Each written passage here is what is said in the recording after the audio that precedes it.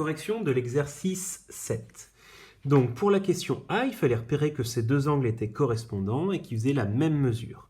Donc c'est la première chose qu'on va écrire. Les deux angles sont correspondants et égaux.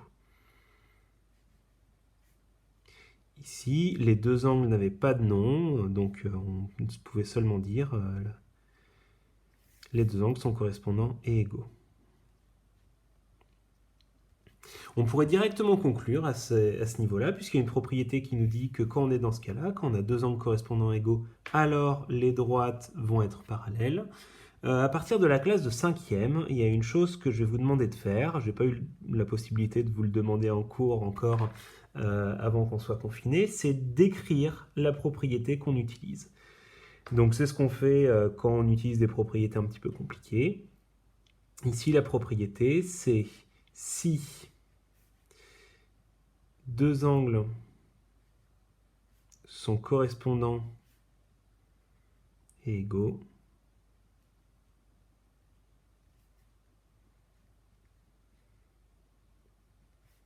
alors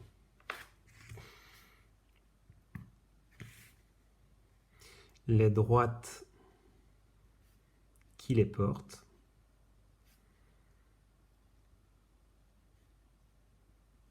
sont parallèles. Donc ça, c'est une propriété et qui va nous permettre de faire notre conclusion. Ici, on sait que les deux angles sont correspondants et égaux, ce qui correspond au début de la propriété. On peut donc en déduire que D1 et D2 sont parallèles.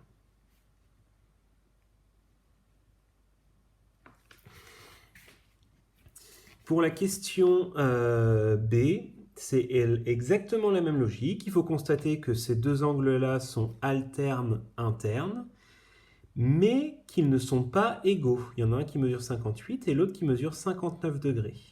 Donc on va citer la propriété, on va la recopier, et on va écrire que donc D1 et D2 ne sont pas parallèles.